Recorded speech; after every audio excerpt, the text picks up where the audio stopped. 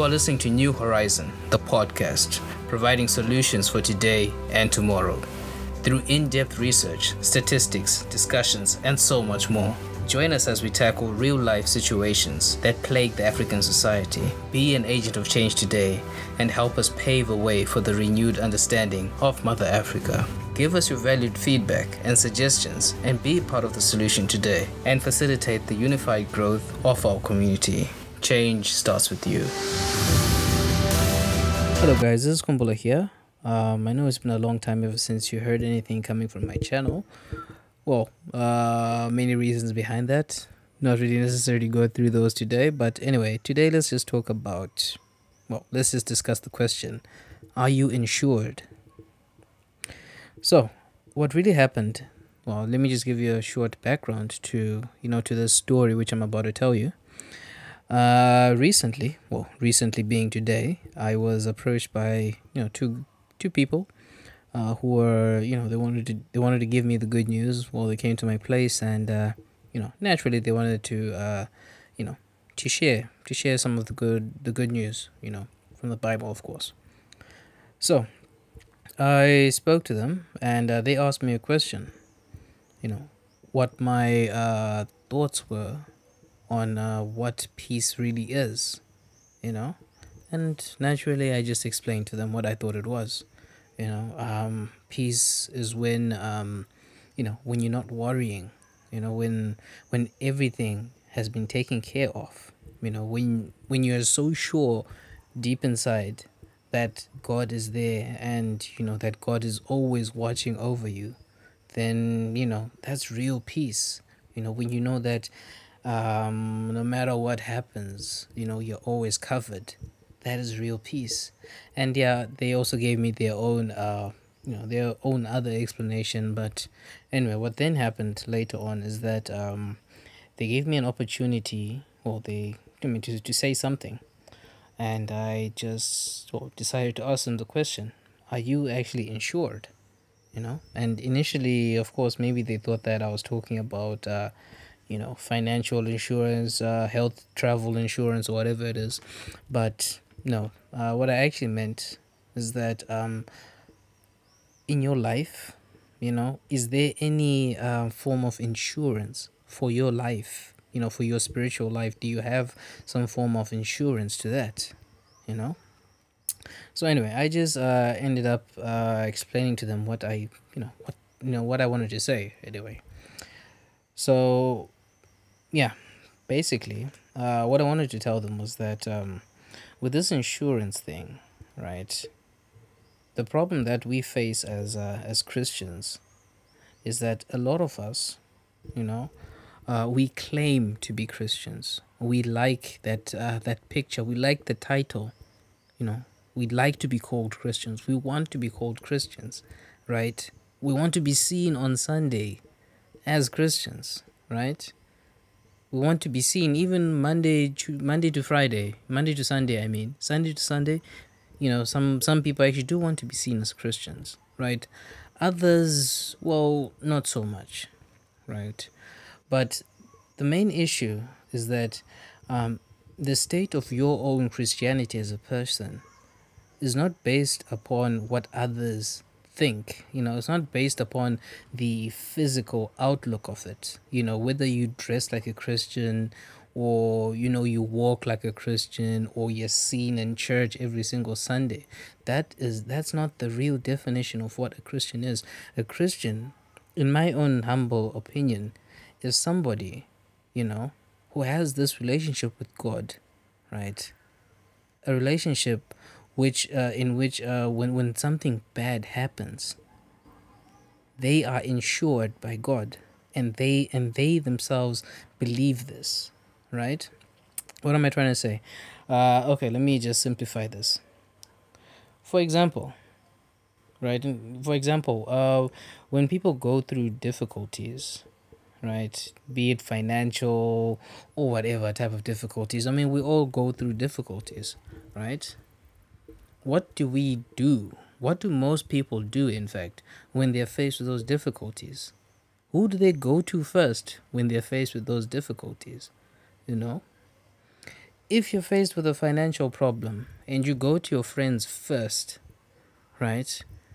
Then you have just then you have shown yourself that really you want to be a Christian, but you're not, behaving like a Christian. You're not truly being a Christian if that's what you do first, right? Just like if somebody gets hit by a car, right? Who do you call first when somebody gets hit by a car?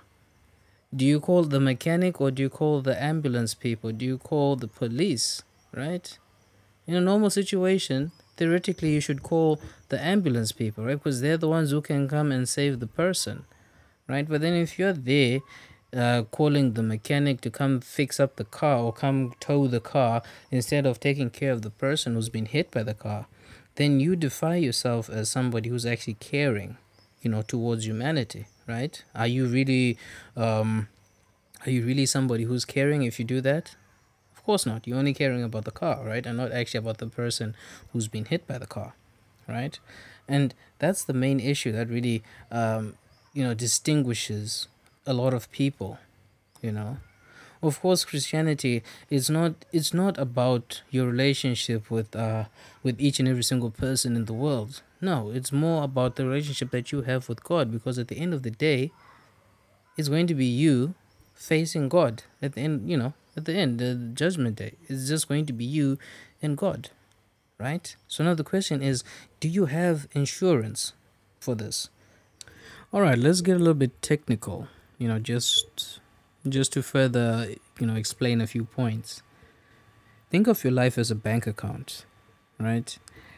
You make withdrawals and you make deposits, right? Your bank account is solely dependent upon how many withdrawals you make and how many deposits you make. If you make more deposits than withdrawals, then kudos, your bank account will probably be okay.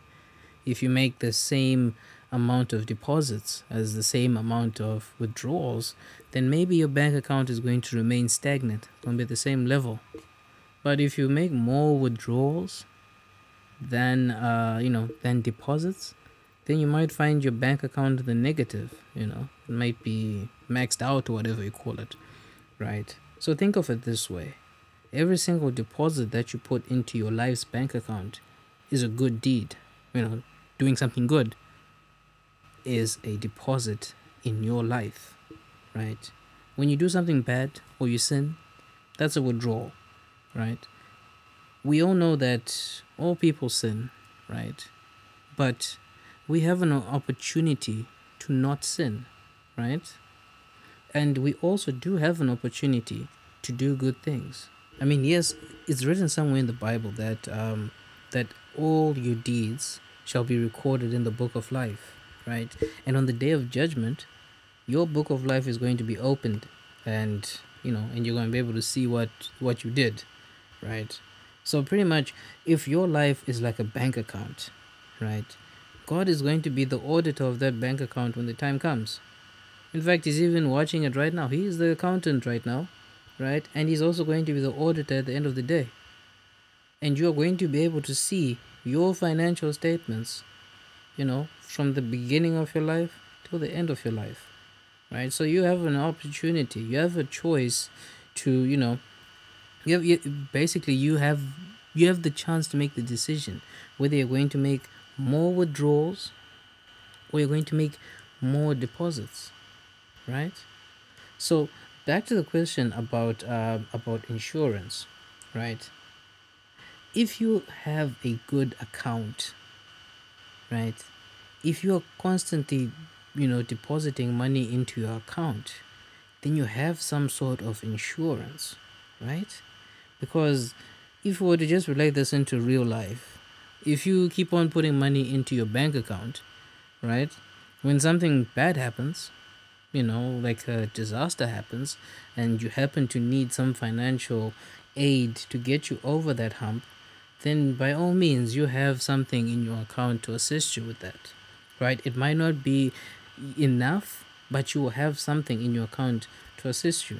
as compared to when you were not making any deposits in your account and rather were just making withdrawals. When the disaster comes, you will literally have nothing, to fall back upon, right? And now looking at the issue of insurance. Why do people get insurance? What is insurance pretty much, right?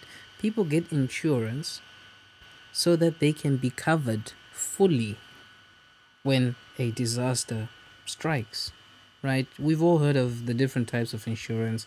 There's health insurance, travel insurance, home insurance, business insurance, all of these things, right? Is basically what happens is that you take some money, in the real world, you have to take some money and you make installments, right? And at the end of the day, when something bad happens, you get a boost upon, you have somebody or you have a company which will come and and help you out through through whatever has happened, right? Which is the same thing here with our lives, right? With the insurance for your life, with the insurance for my life, right? Do you have an actual insurance? Yes, you may have a bank account filled up with good deeds, but is it insured? You know, are your deeds insured? Is your life insured? You know, yes, you may have the fattest pockets, the fattest wallets in real life, but then when this disaster strikes, sometimes your money is not going to be enough to get you over whatever has happened. And so that's why it's necessary for you to have some form of insurance, because that insurance is going to give you a boost. It will boost up whatever you had, is going to boost it so that you are covered fully, not partially, but fully. You see, you get sick today, and you go to the hospital, and then they tell you you must have a kidney transplant, and your bank account tells you that you can only afford 2 packets of blood. Then there comes in the insurance. The insurance comes in and says, sir, we can give you 2 kidneys because you are covered by us. And that's the thing with insurance. So how do you build, or how do you obtain an insurance from God, right? Like any other insurance company out there, you have to fill in some application form, right? You must put down a subscription fee, and you must be a member of that insurance company, and you must follow the rules which they give you so that the insurance is applicable to you. Same thing with God. When you get born again, or when you are born again, that's your application form, right? Then you're given the list of rules and regulations. You have those. That's the Bible. It's clearly stated, everything that you need there. Life's advice, everything is inside there. And then you must fulfill your monthly dues. In real world, that is paying your subscription. But in the spiritual world, it is you doing the work of God. It is you praying. It is you praising God. And it's then you going out there and doing good things. And so when you have obtained this insurance, you should worry not, because pretty much you are covered. No matter what happens, God says it in the book, in the Bible, that I will always be there with you. That I will never forsake you. Right? If you look at the story of, not really the story, but what happened to the disciples when they were on the sea with Jesus on a boat and there was a storm, right? These disciples, they didn't realize that they were actually insured. They didn't realize that they were already covered. All they had to do was to call upon Jesus, for assistance, right? Which is what happens, for example, with us in our real life, whereby, for example, you get sick again and you go to the hospital, right? Or you have a car accident, right? You're supposed to contact your insurance company, the company that's that's giving you the insurance, right? And that company is the one which is supposed to come and then handle everything, really everything, depending upon what agreement you have. Some agreements say that we will just fix up the other person's car. Other agreements say that we will give you a new car. right? So it just depends really on which agreement you have. But back to the story of the disciples on the, on the boat in the sea. uh yeah, so there was a storm going on, pretty bad storm, and the disciples, they were so scared, they didn't know what was going to happen, and they were all panicking, right? And finally, they woke up Jesus, and when Jesus woke up, he calmed the storm, and everything was okay, right? Pretty much, these disciples, they didn't know that they were, that they had the insurance with them, right? But once they realized that they were fully covered, you know, did you ever read another point, and did you ever hear of any other occurrence of such an event in the Bible, when the disciples went through difficult times and didn't call upon God first, right? Every single time when the disciples went through difficulties, in the Bible, after this event, especially after this event, they called upon God first before they went and did other things, which is the same thing with our lives, right? If we say that we are Christians, then we should call upon God first before we go and ask other people for assistance. Ask God for us, you should go there and ask God for, for guidance. Ask Him for help, because you are covered.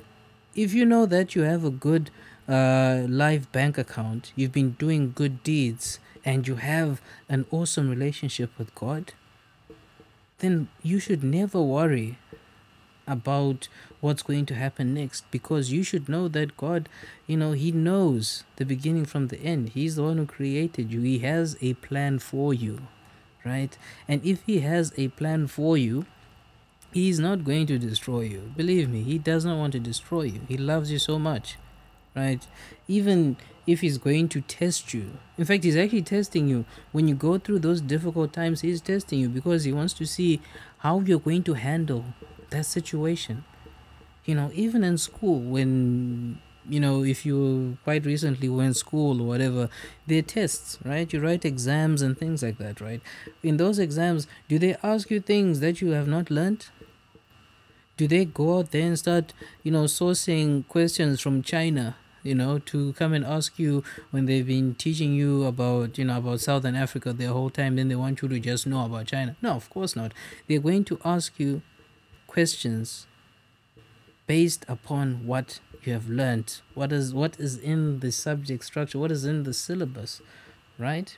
And so every single obstacle that you face, every single difficulty that every single difficult time that you come across, there's always a way out, because it is a test, right? It is a test to see how you are going to handle that situation. And believe me, when you get over that first difficult situation by calling to God for assistance, because once you call for God's help, it is over, it's done. You're already out of that situation. Everything is going to be right. Everything's going to be okay as soon as you call upon God. But then if you go there and call upon other people, do you know that when people go through difficult times, to some extent they're desperate, right? A desperate person is very vulnerable. Very, very vulnerable. You will go there with a financial problem, and you go to the wrong person, ask them for assistance, and yeah, they'll help you, but you don't know their intentions. Next thing you know, they're there in your house, lifting up your fridge and your sofas and things, right?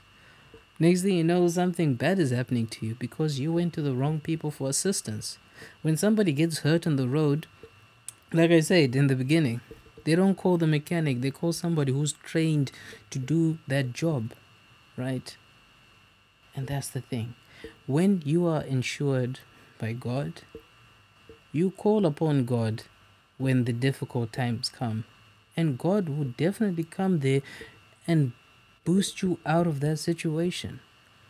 And believe me, when you have been boosted out of that first situation, like these disciples were boosted out of that difficult situation in the sea, they never forgot who to call upon when when they were faced with difficulties. And basically that's just what I wanted to say to you guys. Ooh, this is actually really long. It's already 19 minutes. Wow. Anyway, let me just conclude. That's what I think, really. That if you are a Christian, call upon God first whenever you go through difficult times. Just know that whatever you go through, it is just a test. It is a test. God just wants to test your faith, really. Because if you have faith, then what's there to worry? Why are you scared? Why are you crying? You know what I mean? You are, whatever issue you're facing, it is just a test, because God is in control of everything. And the sooner that we accept this, the sooner that we begin to build a stronger relationship with God and make more deposits of good deeds into our bank account and build an insurance or obtain an insurance with God, then there's really nothing to worry about once you have those things. But I would like to stress that if your bank account is in the negatives, really that's a red flag, and I really suggest that you do something about that. Start making more positive deposits in your life, and if you do not have insurance, my dear, if the storm comes tomorrow, how are you going to survive? So these are just things that, let's just think about these things. Make changes in your life. Really, God is there and He's waiting for you. He loves you so much.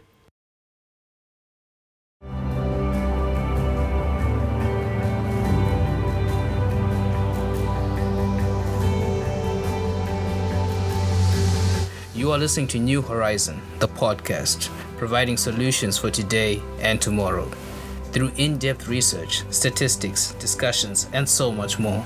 Join us as we tackle real-life situations that plague the African society. Be an agent of change today and help us pave a way for the renewed understanding of Mother Africa. Give us your valued feedback and suggestions and be part of the solution today and facilitate the unified growth of our community. Change starts with you.